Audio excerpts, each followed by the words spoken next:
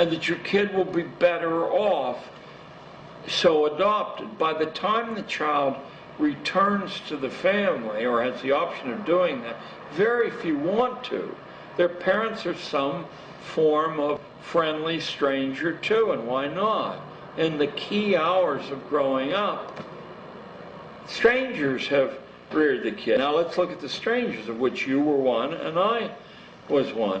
Regardless of our good feeling toward children, regardless of our individual talents or intelligence, we have so little time each day with each of these kids, we can't possibly know enough vital information about that particular kid to tailor a set of exercises to that kid.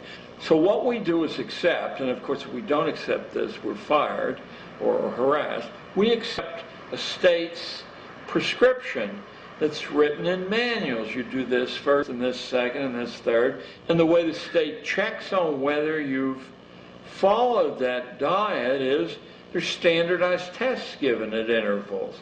If your kids do badly, it does not mean that they're bad readers or anything else. It means that they haven't been obedient to the drills the state set down, and they're marked for further treatment later on, or they're marked to be excluded from responsible jobs. Perhaps some ways by being excluded from the colleges that lead to responsible jobs, in other ways from the licenses that lead to responsible jobs. This was all worked out. It didn't evolve by a lot of rational people saying, we'll take this, this, and this from the past, then the next generation will take this, this, and this. This was set down largely in a handful of places.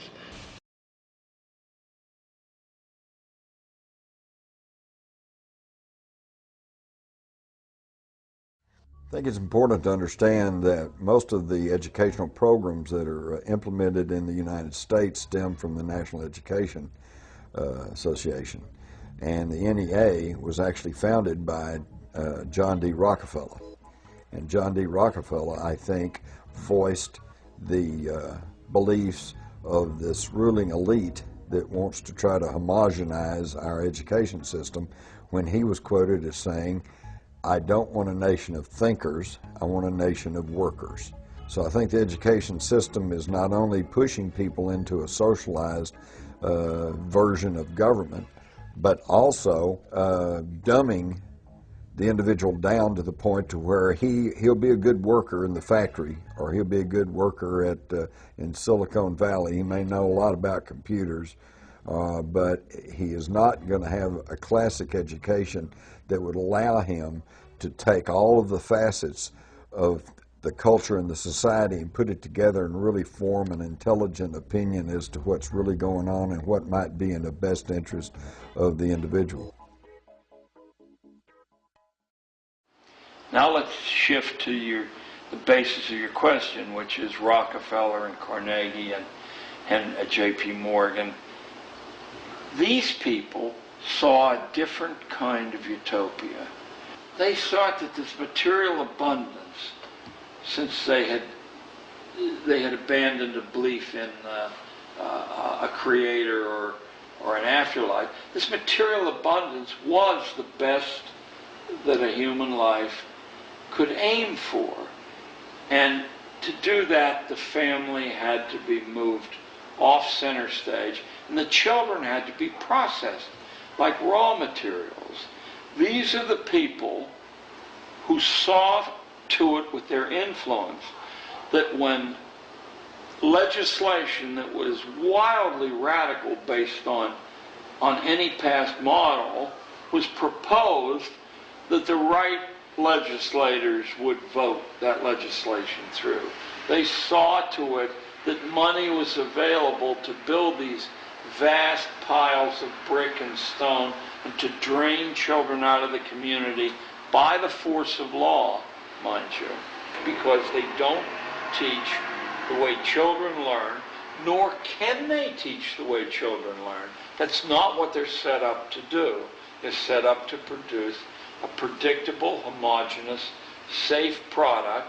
They're set up to sort people into occupational categories, roughly consonant with what the current economy demands.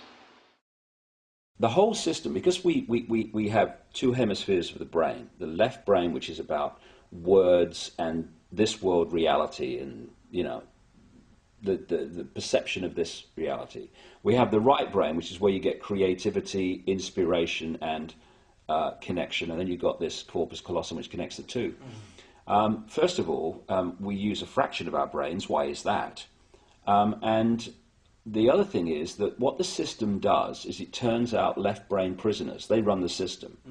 And it does it by putting information through schools and colleges and universities into the left brain, which it then says at time of an exam, give me all that back. And if you tell me what I've told you well enough to believe, then you'll pass the exam and you'll be very successful.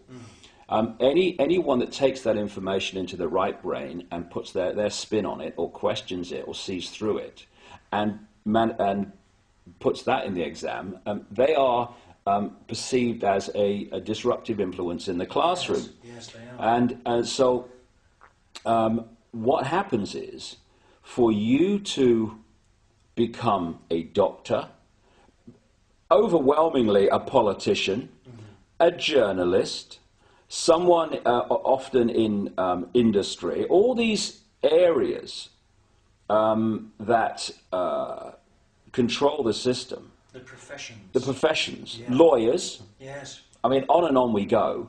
You have to have gone through your young life constantly taking information into your left brain and regurgitating it out on exam papers.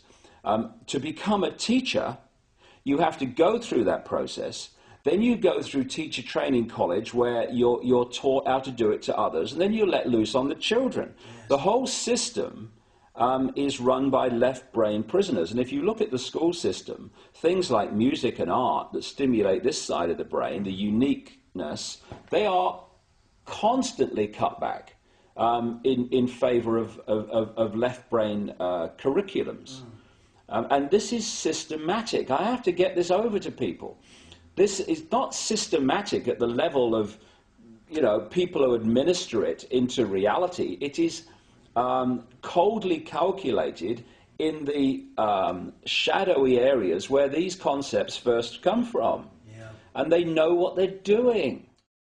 A lot of the constraints on us, a lot of the strings that hold us like puppets, are really inventions of our own mind. I'm not saying that there aren't armies and police and various ways to punish deviance, but there isn't any way to punish a large number of deviants. There isn't any way to do that. It's too expensive to even try to do it unless you can colonize the minds of children growing up so they become their own police. And they will report other children who are deviating. Did Hitler get elected on Monday and start throwing people into ovens on Friday? No, it was a gradual process. The first thing that Hitler did was start to write newspaper articles. Everything that was going wrong was the Jews' fault. They're the ones that caused all these problems. Did the Jews write their own newspaper articles and go, I disagree? So then the Jews had to wear the Star of David so we can tell who you are. Did they say, no, that's a violation of my privacy, I don't have to tell you? No, the Jews decided, well, it's a religious symbol. We love God. We should be proud to wear the Star of David. Eventually, the Germans came in and